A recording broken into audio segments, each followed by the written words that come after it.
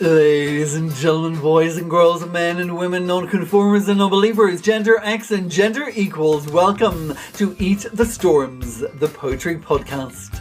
My name is Damien B Donnelly and I'm the host and producer of this show, and I'd like to start by saying thank you so much for joining us here today.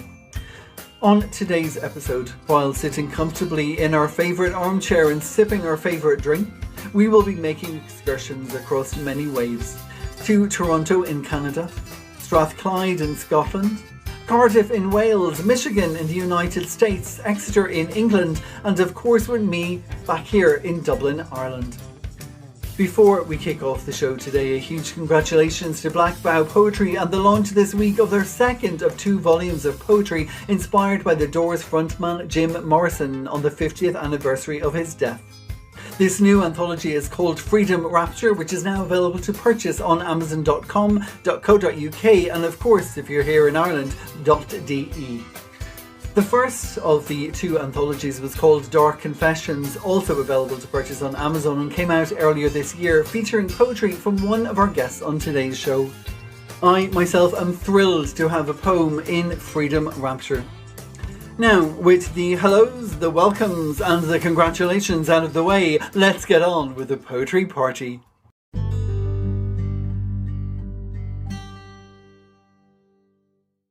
Today I'm going to open the show with 3 poems from my debut pamphlet. A pamphlet which is a reason that we are all here, because this pamphlet was published by the Hedgehog Poetry Press last September during COVID, which meant that I had no idea how to promote it while being locked indoors.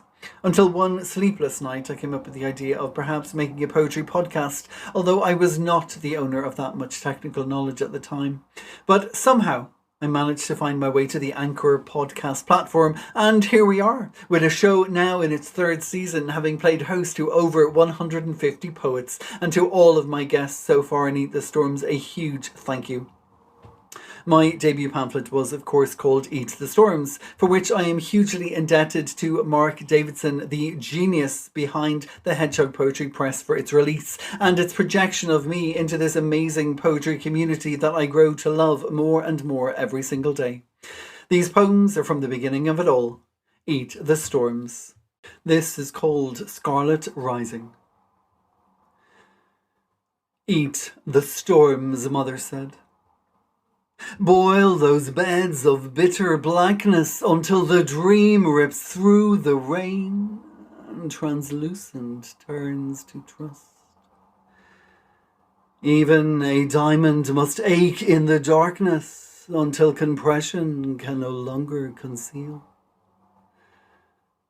Eat the storms, Mother said.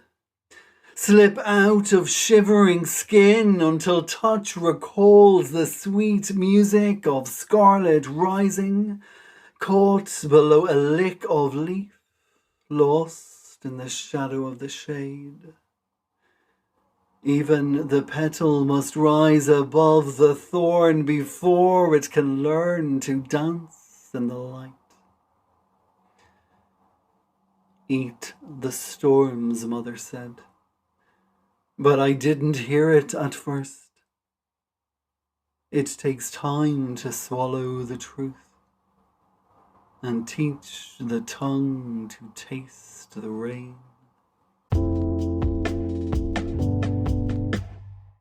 This next poem is called Tattered Brown Trousers.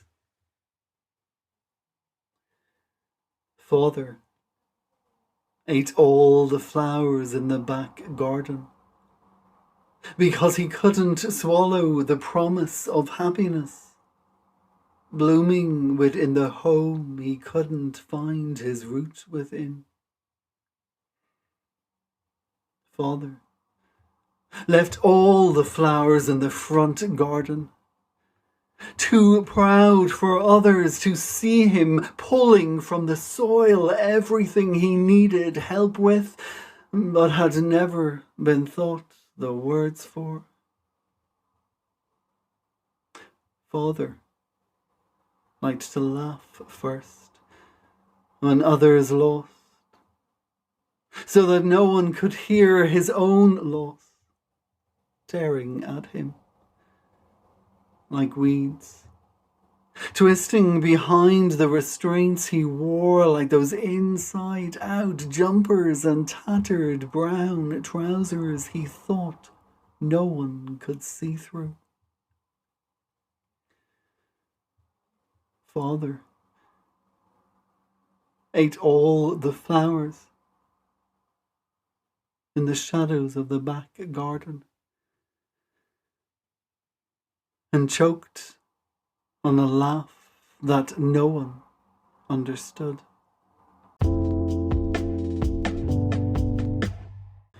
And the final poem I'm going to share with you from Eat the Storms is called Rising Through the Rickety Reds, and I dedicate this to Gaynor Kane. I laid on the floor and touched the marble perfume of the ocean as it washed over me. Waves of flying feathers, a fluid fire of salted foam. I kissed the poison of your lips once and did not die as you came over me, next to me, inside of me. Decay is not a breaking blue, not a pout of ruby red. I have drowned more before on quiet corners, in safe seats, in non-comforting crowds. Dozens, all searching for their own spotlight in place of a single soul. Spirit is often lost in too much light, and I wonder if the blind can see better. The day can be a dark dance. Fathers can decay in a garden where hope can't win over weeds. Mothers are sometimes made beyond the cord that was cut from the blossom of another's labour. Bleeding can be a rite of passage, like letting go, moving on. Blood is not always the thicker bond, and flowers can find rhythm in a rickety red room where the will is willing to wait and not be waited. We cannot all be angels, but we can rise upon the air we eat, the touch we have tasted, the flesh we have crept from, swept from, found a fondness for. Even in rooms where naked blushes on the walls we have washed with waves of a red, raw hope that finds root in a simple light.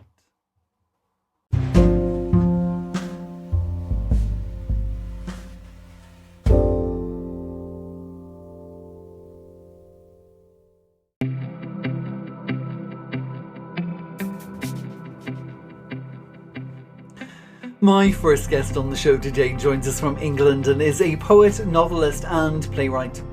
In 2016, turned just 20, she won the Exeter Novel Prize for Raise Them Up, is the author of the play The Word, and had 3 poems in the recent Dark Confessions anthology from Black Bough Poetry. She is the co-founder and co-editor of Carp magazine, and her debut poetry collection, Blame It On Me, is now available to pre-order from Broken Sleep Books and will be with us in August. Today she joins us to give a preview of this collection of hold, loss and the grief that is born out of it. It is a pleasure to welcome to the podcast Briony Collins. Hi, my name is Briony Collins and I'm a writer based in North Wales. My debut poetry book, Blame It On Me, is coming out on August 31st with Broken Sleep Books. It tells the story of my mother's death when I was 5 and the family turmoil that ensued as my father was consumed by grief. It moves through the first days after losing her to my life now and all the ways being without her has affected me. Across all the poems, one core message remains. It never gets easier. Grief doesn't lessen over time. It only deepens as more days and experiences accumulate that the person you lost cannot be a part of. I never accepted my mother's death. I just made a space for it inside my heart and carried it with me there. When I first realized I was ready to write about her, I hit a wall. Not like writer's block, I had plenty to say, but I understood that my words weren't going to be enough. There just are some things in life that are too momentous for language. Blame It On Me is, therefore, a series of attempts. A daughter trying to reach her mother through history and touch her one last time. I'd like to read a few poems now from the book, starting with Sunset. Sunset. All you ask for on your last earth night is a glass of water. I hope you know what it really means. Life thirsts to fill you. Stay with me, please. How the skin cracks around your eyes, blackening with the slow dilation of forever. How the milk of your bones pours and empties, drowns you from the inside out. How brittle you become in the pallid echoes of moonlight. Don't go, not just yet. There is so much of this world left to share together. How we will go to Rome and stand at the feet of gods. Hadrian's Venus, Saturnalia until sunset, Jupiter burning. The depth of history you will miss as you cascade into it. How at Ostia Antica we dream of long dead stars reviving in the amphitheatre. Chips of stonework, ovation of ghosts, applause and awake. All you ask for on your last earth night is a glass of water.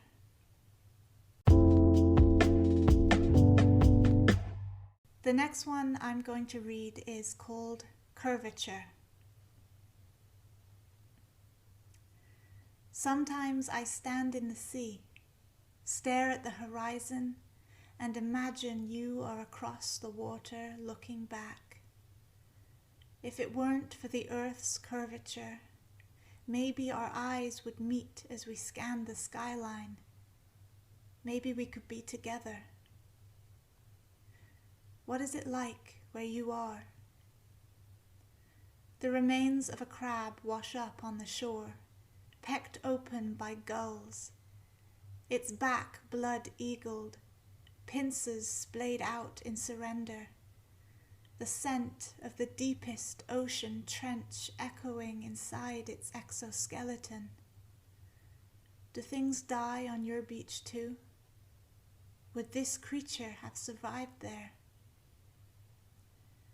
Barnacles dry up by the rock pools, sinking into themselves until the tide comes, brings them back for a time, owing everything to the moon's revival. Periwinkles scatter like broken bitumen, each one turning to face the horizon with me. Sometimes I stand in the sea, not sure if I should start walking towards you, cross this barrier to find you smiling on the other side. As my feet slip into the sand, an epiphany strikes. If it weren't for the earth, I could see you.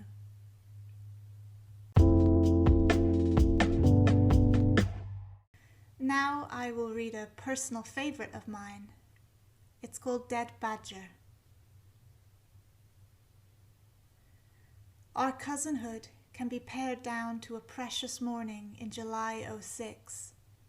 sitting on a bunk in a cabin of a blue canal boat called Frisbee. You were barely 2. Your knowledge of language, a reduction of milk and motherhood, of rhyme and room. On paper, your mind unfurled in the wild etchings of a child with stories to tell but no words, until you pressed your palms to the window so hard they turned flat and white, smiled at a passing boat, and proclaimed a single triumphant syllable: bought. A dead badger bobbed by us in the water, its fur muddied to conceal the white stripes of its face among the black ones. Bought, you said again, as solemn and still as the canal, and I knew you were really asking if I saw it too. This is all language is, touching other people's worlds with our visions, hoping that someone knows what you mean and understands. But you taught me that poetry is everything else, the words we never learn, and the ones left unsaid. I'm going to end with the final poem in the book, which is called Sleep.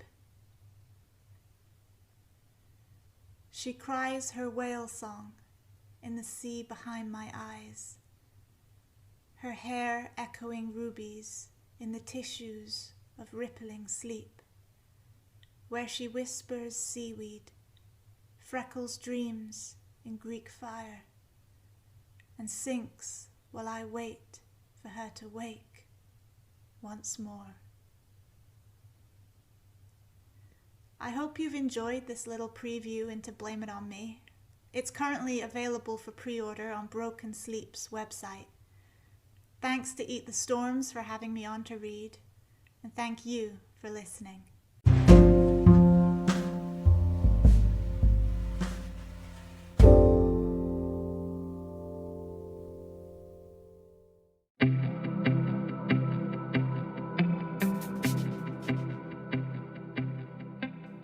Next on the show today, we have a first-time guest who eats the storms, joining us from Toronto, Canada. A writer of both poetry and fiction who just released her 7th poetry collection called Ether. Previous collections include The Celery Forest and Her Red Hair Rises with the Wings of Insects, which was a finalist for the Raymond Schuster Award. Her poems have been translated into Greek, Chinese and Spanish. They have appeared in Poetry Review Ireland, Arc Poetry Magazine, Glasgow Review of Books, the Bangor Literary Journal and many more. She was a finalist in the Montreal International Poetry Prize, and her debut novel, Quarry, was the finalist in the Sarton Women's Book Award for Contemporary Fiction. I am delighted to welcome to Eat the Storms, Catherine Graham. Hello everyone. My name is Catherine Graham, and I'm delighted to be part of Eat the Storms poetry podcast. Thank you, Damien, for having me.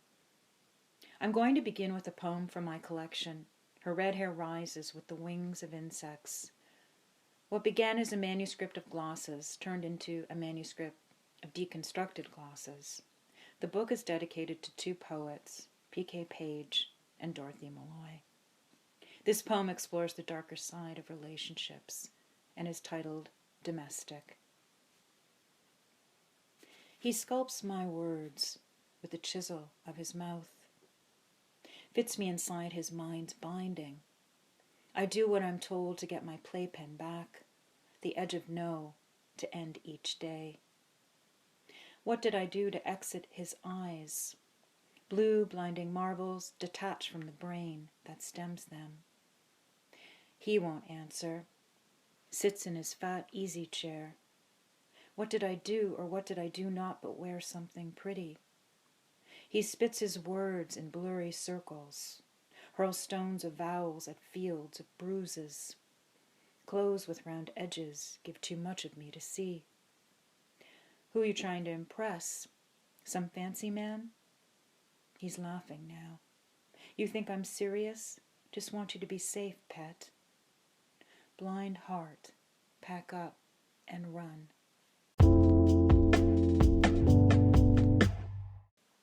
This next poem is from my collection, The Celery Forest.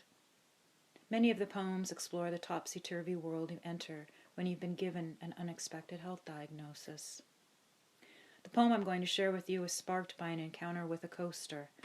I was in Edinburgh at the time, the last stop on a UK reading tour, and after performing at the Scottish Arts Club, I wandered into a gift shop. There it was, leaning on a top shelf, depicting 3 deer and a phrase I'd never heard before, a leash of deer. The collective noun spoke to me on a visceral level. I bought the coaster and took it home, back to Toronto, Canada. A leash of deer. What did that mean? I began exploring the image further by playing with words and rhythms. This poem was the result. It was first published in Scotland's Gutter magazine. A leash of deer. Untamable creatures, spotted as trout lily, camouflaged umber, tawny branched with satellite ears, air-cupped to the heartbeat of the ground. Extended line between sun, dawn, moon, dusk, a leash of deer. Which sight brought forth the first, allowed leggy form to lift, up and off the forest floor, into white-tailed leaps, or red, or roe. No matter. Kill. Suffocation, quick throat slit, kill and stop the leash of deer from spreading out. So when that fall night rears, a father driving home, one road away from home, no cloven-hoofed ungulate on Stone Mill Road, parting from a field of parting corn, from stalk and husk and rustle beside a frog-thick croaking ditch to trigger panic, the swerve. A father would have made it back to bed, exhaling O's of alcohol through graying shades of stubble, and a daughter would awaken to the muffle of his morning snores through cedar walls, and not the 3 a.m. knocking at her bedroom door, the waiting cop.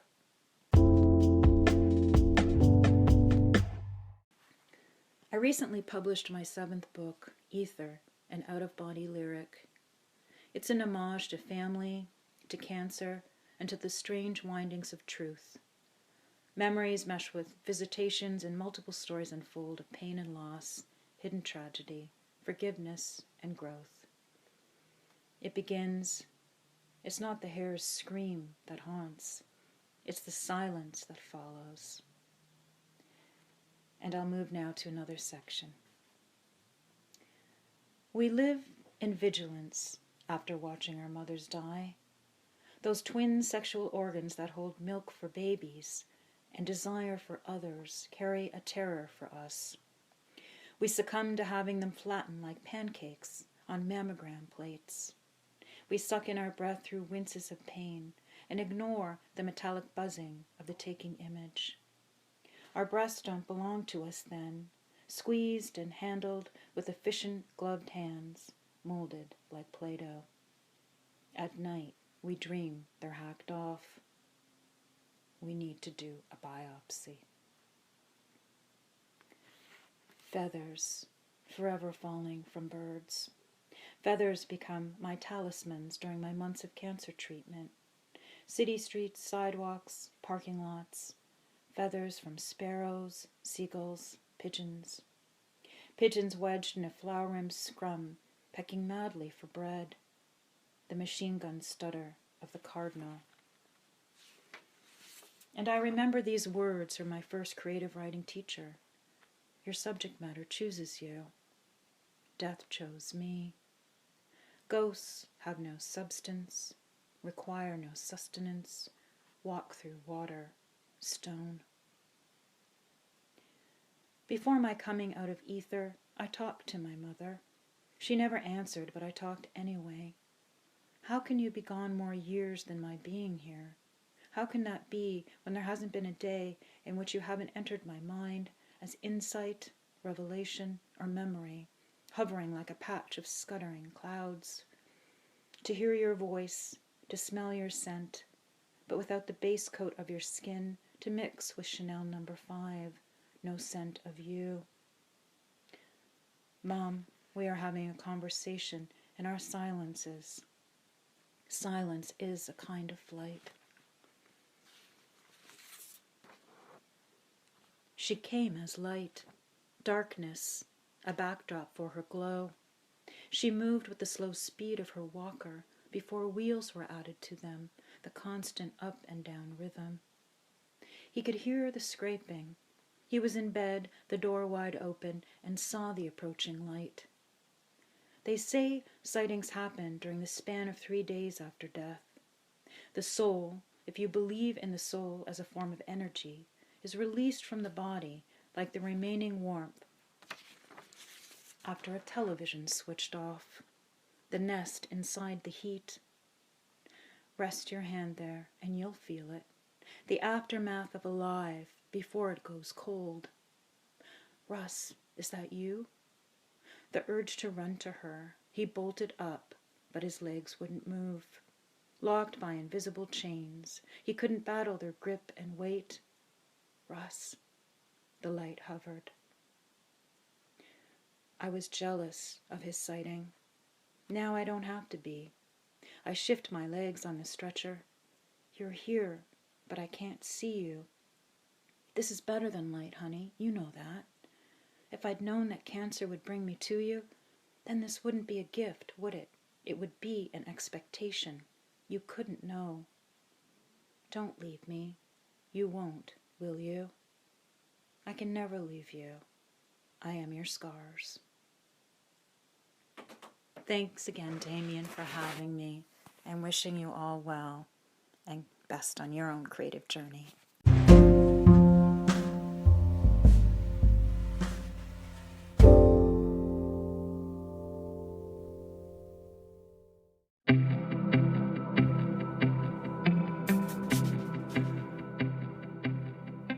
Our next guest on Meet the Storms today joins us from Cardiff in Wales and describes her poetry as a way of exploring inner spaces, place and inheritance. She has been Pushcart Prize nominated and was a winner of the Poetry in the Arcades competition in 2020. She is the managing editor of The Wonderful Nightingale and Sparrow and has had many poems widely published online and in print, including in Black Bough Poetry, Maytree Press, and in this year's Indigo Dreams anthology, Dear Dylan, from which today she is going to share a poem. Please go wild in the comfort of your armchair for Marcelle Newbold. Hello, Marcelle Newbold here, talking to you from Cardiff in South Wales. I'm delighted to be here on the fabulous Eat the Storms podcast. A big thank you to Damien for inviting me. I've got 5 poems for you today. The first was published in the Dear Dylan anthology by Indigo Dreams Press, which was published on International Dylan Thomas Day this year. Weeping Willow. The boy wanted to know, so they embraced. Her bark softened to his apples and nobbles, less agitated now, her tendril jewels dripped. She did not answer, although her roots sang again, and a leaf perfect in its death kissed frigid ripples to life. They whispered soundless love, conceived sinew, osmosis, their thirst, dreamt indigo, sweet blooms, beds of white, held solace in their skins. He knew the full moon flooded her, bled potential, death score times score, now a feast for the roses, evidence of a scheme. She knew memory as a trick, there's only now. So they bathe, drink, exert, worship, keep not to themselves, and believe in divine cultivation. These next 2 poems have been published by Iceflow Press as part of their wonderful pandemic series. Transient Comfort. If I could choose something to hold, it would be the sea, warm with waves of cool, a flotation device, signifier of a storm, a gentle stroke to my skin. Each drop a universe, A meal to a whale, the way home for the lost, the deciduous colours always ready to drown. Dwelling. Come to my house, for it is empty. Chairs wait to be dimpled, wooden boards to be scratched, the hob to be warmed. They breathe patiently into the quiet. Come to my house, and we will dance. Music will play, and we will sway. The walls will hear, our bones will remember. You'll want to stay, to rest. Come to my house, where I can protect you.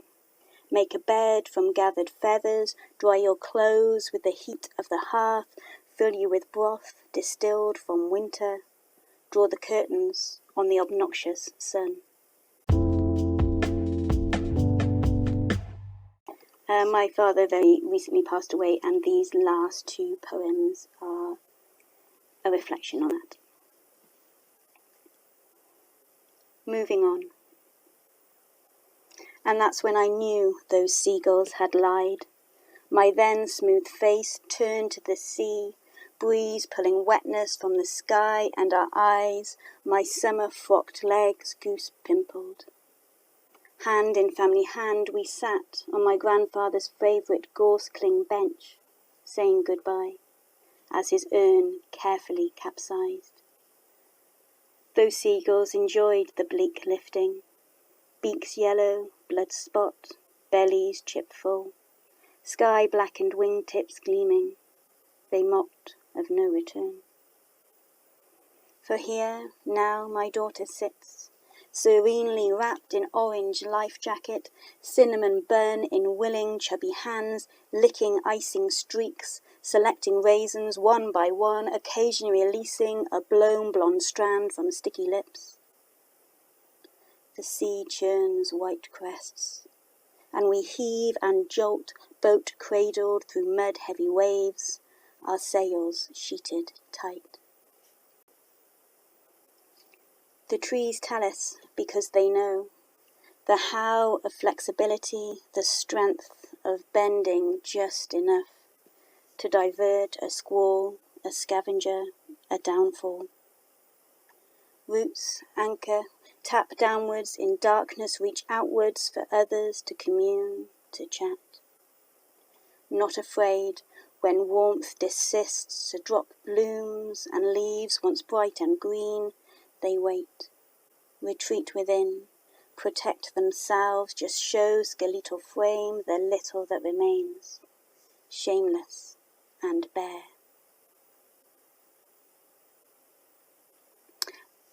Thank you once again to Damien for the invite. It's been wonderful to be here on Eat the Storms.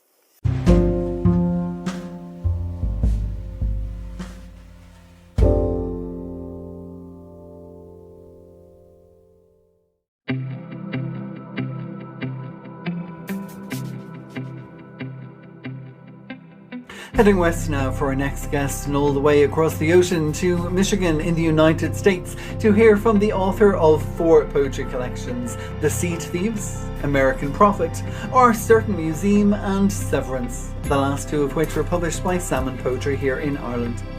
He is also the author of 2 chapbooks and has had poetry published in Ploughshares, Gulf Coast, the Atlanta Review, Thrush and many more. He is a professor of English at the Central Michigan University and the founder of the Wellspring Literary Series. I am delighted to hand you over to the exceptional Robert Fanning, reading poems from his latest collection, Our Sudden Museum. Hello, Damien, and Eat the Storms listeners. It's a pleasure and an honor to read some poems for you and to be included among so many great poets on this podcast. I've been lucky enough to publish 2 recent collections of poems with Salmon Poetry in Ennistymon, Ireland, Our Sudden Museum being the first, and most recently, Severance. Today I'll be reading 4 poems from Our Sudden Museum. The first, from which the title of the book is drawn, is Staying the Night. It is an elegy for my sister Amy, who died during heart surgery a handful of years ago. The day after she died, as funeral preparations were being made, I traveled with my family 2 hours south to my sister's apartment where she had lived alone for several years. Staying the night. I want to touch everything she touched yesterday. My fingers lingering on her shelves and counter. I flip through the paperback left half read on the nightstand. Inhale the crumpled yellow hand towel near her bathroom sink. Breathe in the dust and dander of her apartment air.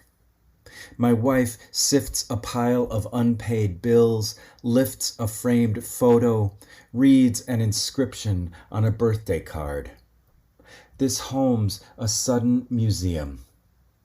From the living room, I hear our daughter knock a glass thing over and giggle. I move to save the breakables from wreckage, then remember, nothing can now be ruined. We're the guests of someone gone. From a stack of papers, I pull some brief note she wrote, marvel at her slight, precise lettering. On her fridge shelf, a tub of leftover spaghetti, an unfinished sandwich.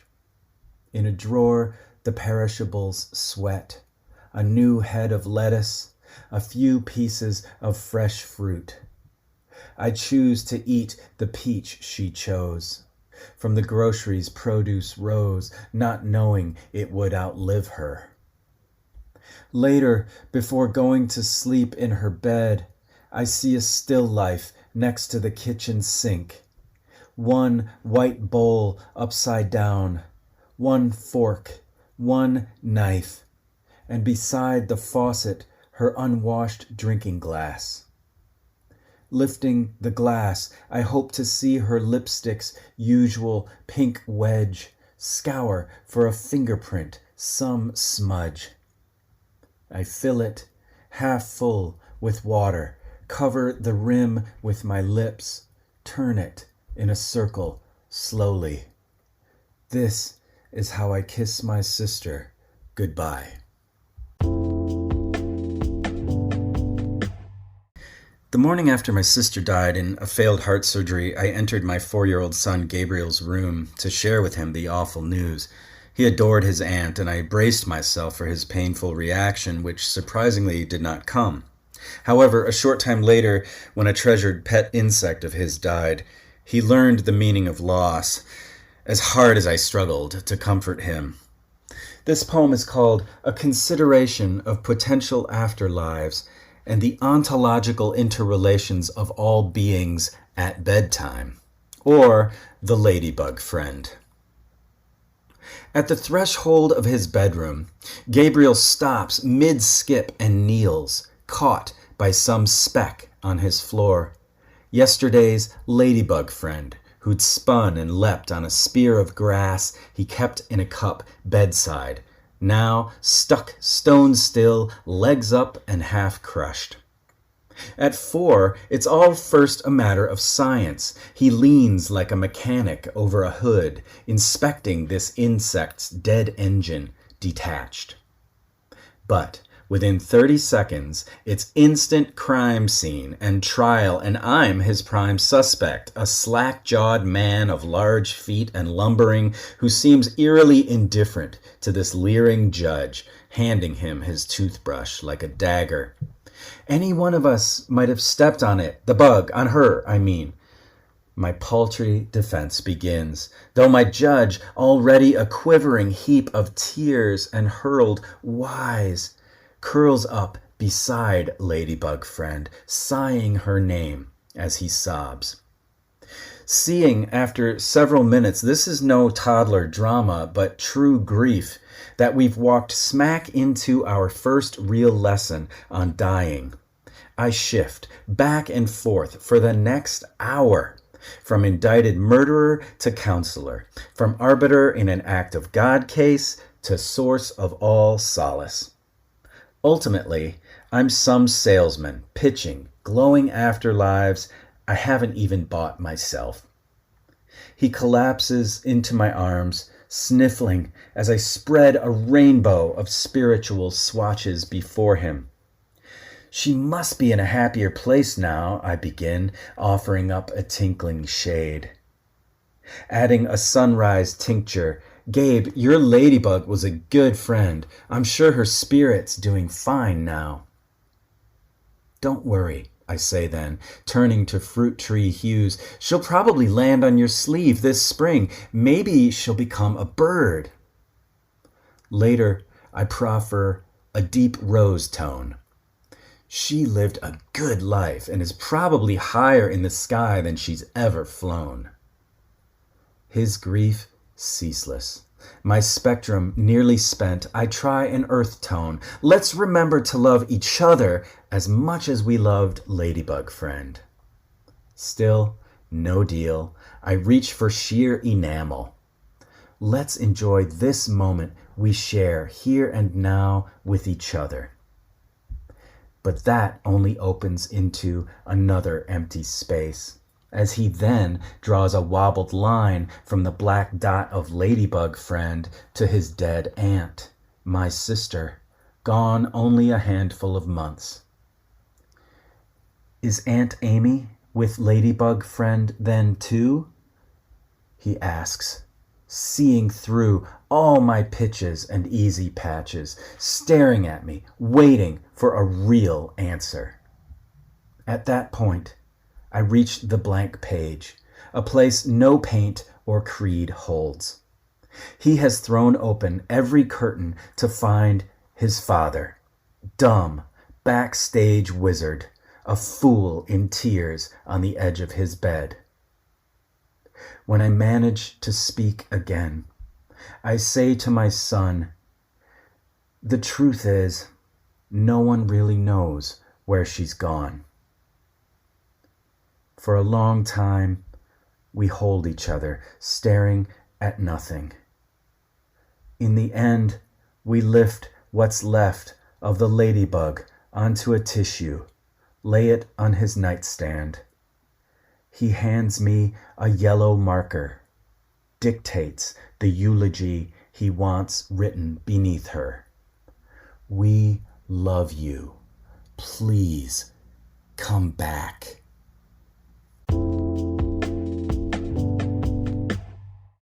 One autumn day, I was walking in the woods in a park near my house, feeling grief-stricken and worrisome. I noticed at one point that it was so quiet, I could hear the little ticking sound of leaves snapping off of twigs, floating down to make a gold carpet around me. And the leaves had a lesson upon them. This poem is called What is Written on the Leaves. Of the season, let go. Of the ache to shape and make meaning, let go. Of the hand in the dark, moss and worm, the awful gnaw. Of the docked tongue, the root-clenched heart. Let go trunk mold, branch rot. Of the green shoot that sprouts through your death, being born, let go.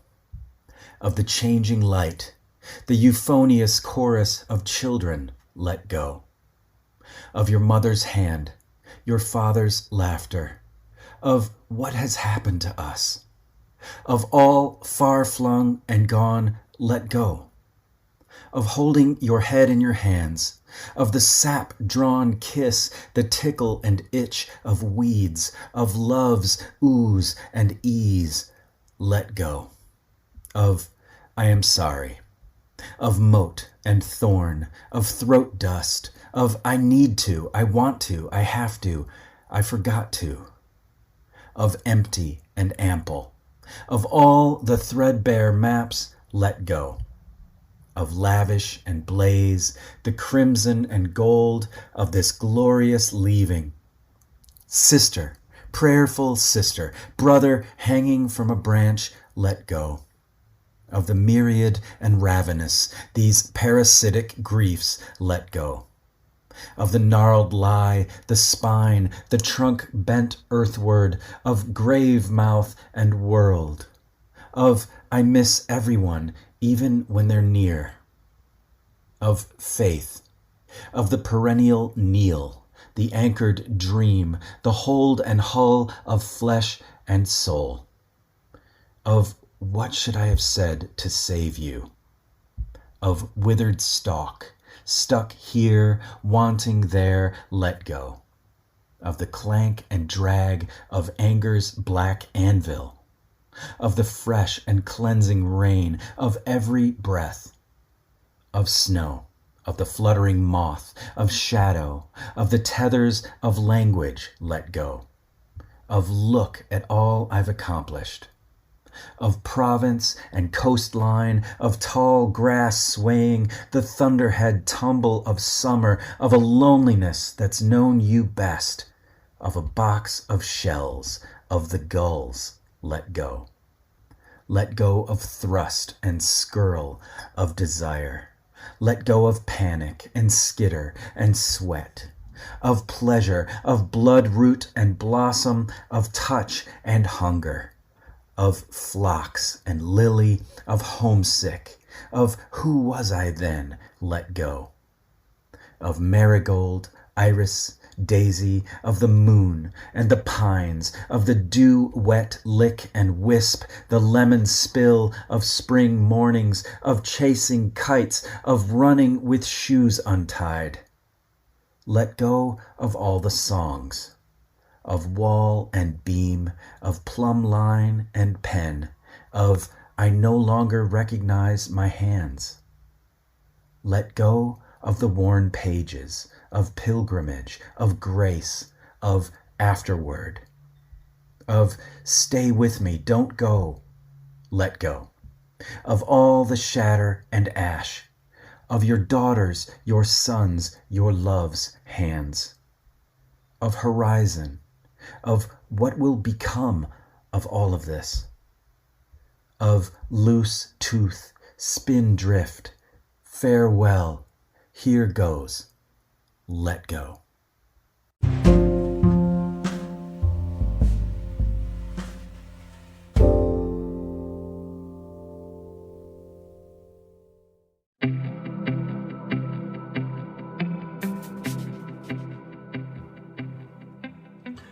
Last up on the show today, we are crossing another set of waves, this time to the east of me and up north to Scotland, to a tutor of law and criminology at the Strathclyde University.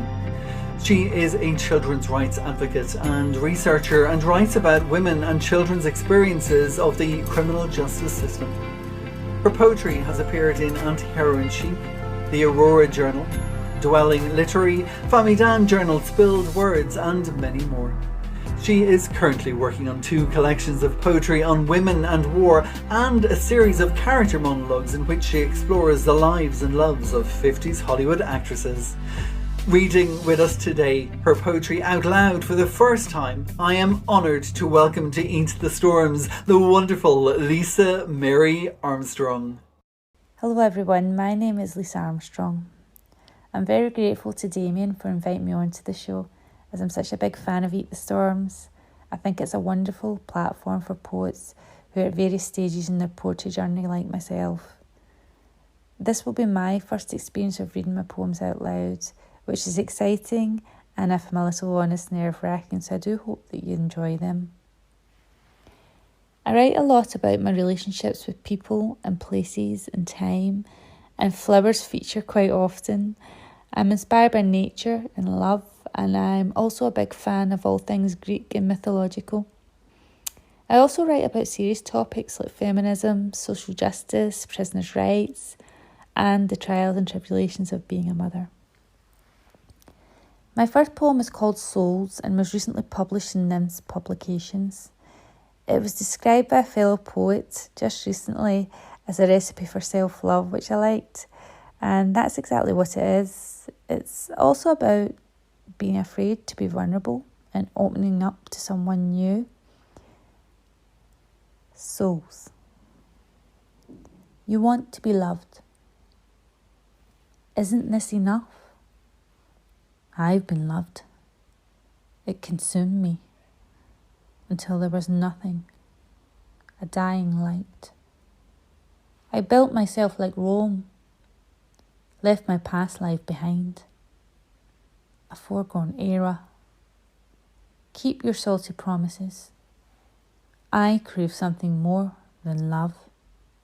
sweet and sickly, heat that gently warms my insides, bakes me slowly. When I'm full, I'll rise and leave. I've been loved. This feels kinder. After all, souls don't cry. People do. This next poem is called Lovely Lines, and it was one of the first poems I'd ever written, and it was published by the Aurora Journal, and it's about growing old gracefully and resilience. Lovely Lines. Lovely lines adorn her face, peachy ripe and so serene, glimpsing remnants of stolen youth and gentle eyes that guard her grief. Her body may have forgotten how to move with ease, sometimes stiffened, sometimes seized, but she always rose with a timeless elegance. If you listen closely, you can still hear her serenity prayer echoing in eternal space. My third poem is called The Boy with Achilles' Heels, and I wrote this for my son.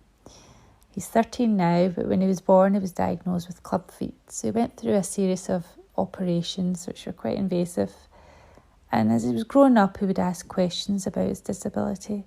So this is a poem about my relationship with my son and at times how I struggled to answer his questions. The Boy with Achilles' Heels. When you were snuggled up safely in my womb, your Achilles tendons played a game of tug of war. And as you grew tall, I'd sit next to your hospital bed, stroking your sleepy head, praying that this would be the last time. We'd call them your battle scars. I thought my heart would fall out of my chest when you asked why you hadn't been blessed with perfect feet like all the rest. I smiled really hard as mothers do when they run out of words. I told you the story of Achilles, a god amongst men, and promised that your story wouldn't end with wars and battle wounds. I whispered, your vulnerability is a secret weapon. You have the strength, courage, and determination of 1,000 men. Your beautiful feet remain undefeated. You are the boy with Achilles' heels. This last poem is called Time, and it was published in an anti-heroin chick. And it's about recovering from depression, which can be a really difficult topic for people to talk about. Time. It's a proverbial bad penny sneaking up on you.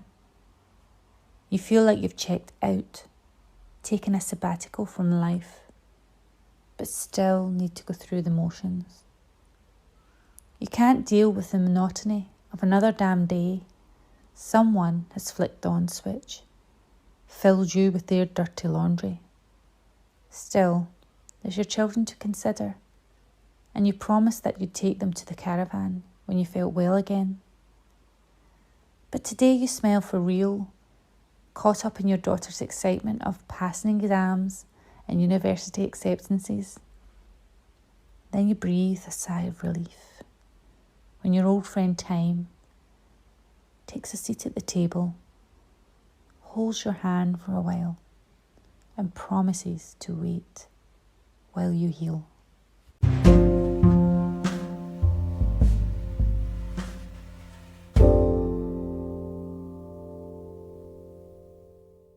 Well, that is it from our guests on Eat the Storms today, which leaves me with just enough time to share with you two final poems. And these poems that I'm going to share with you are from my follow-up to Eat the Storms, a stickleback micro collection called Considering Canvases with Boys, which came out in January of this year, also published by the Hedgehog Poetry Press. This is a mini collection of poems that were inspired by 5 paintings I saw in 5 different galleries, in 5 different cities with 5 very different boys.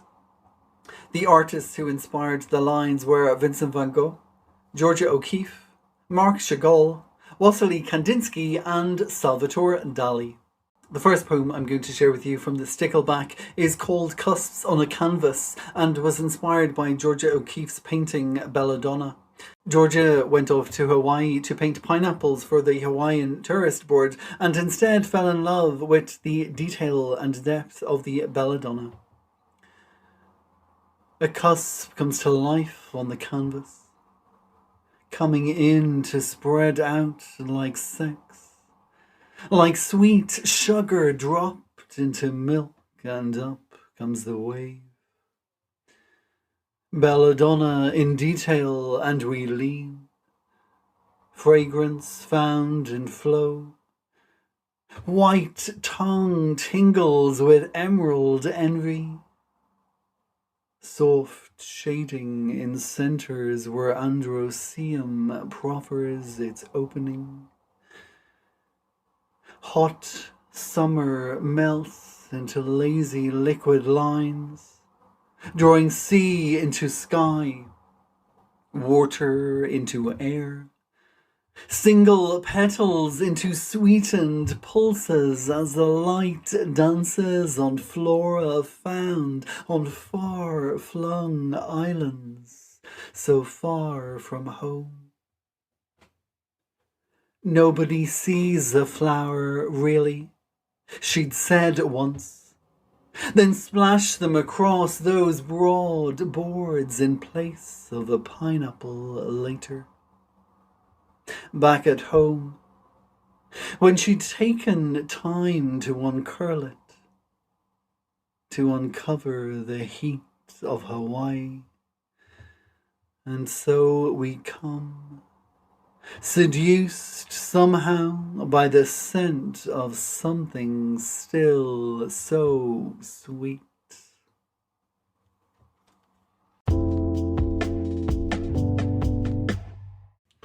This next poem is the opening poem to the collection called Dali Distractions, and it was inspired by a Salvador Dali painting I saw in London at the Tate. It's called Young Woman at the Window, and it pictures just the back of a woman who's leaning against a window looking out to the sea. I remember seeing this painting at a time where I was living in London and losing track of where exactly it was I was going and who I was connected to. Dali Distractions. I was in London when we first met. You were on loan and I... something else. You were on a wall, looking out from shadow to sea, seeing cerulean, freshly dressed from a bed that had held you in place. Twist of the leg caught between the twitch of decision. There are moments to come in and others that let you leave. Tides learn of the waves' recoil only when it drops its guard upon the shore. You leant on that ledge, window opening in, looking for a ladder to bring you out of the longing. In the distance, across a cold concrete concourse of tourist-traversed space, in a time that wasn't mine or yours, you perfected illusions of contentment, slow sway of the hip as if to seduce suspicion. I was in London when we first met, and recognised your distraction, so close to the water that never succumbed to cessation, though you had forgotten how to swim. Funny that. An islander, growing for herself a fear of drowning that no one was able to see on your face, looking out from within the frame that held you once so tightly in its place.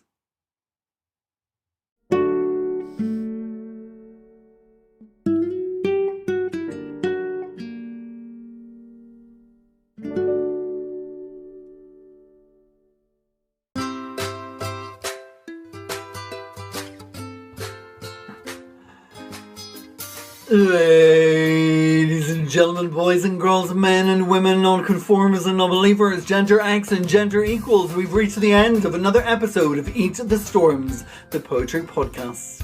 Thank you so much for joining me here today. My name is Damien B Donnelly and I was the host and producer of this show, and a huge thank you to all the stars who also joined me. Briony Collins, Catherine Graham, Marcelle Newbold, Robert Fanning and Lisa Mary Armstrong. For details of all my guests on today's show and for the guests on every episode of Eat the Storms, please head on over to www.eatthestorms.com, click on the podcast section, and there you will find a listing for each episode with photographs, bios and social media handles so you can find and follow all of these poetic stars. This is episode 3, season 3.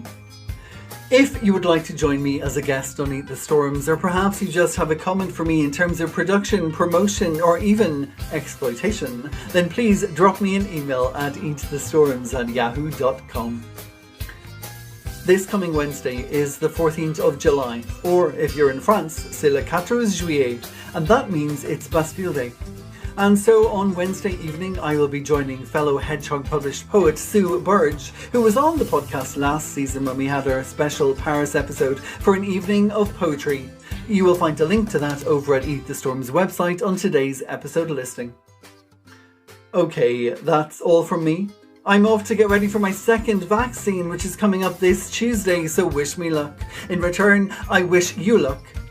I wish that you stay safe, stay well, stay healthy, and of course, as always, stay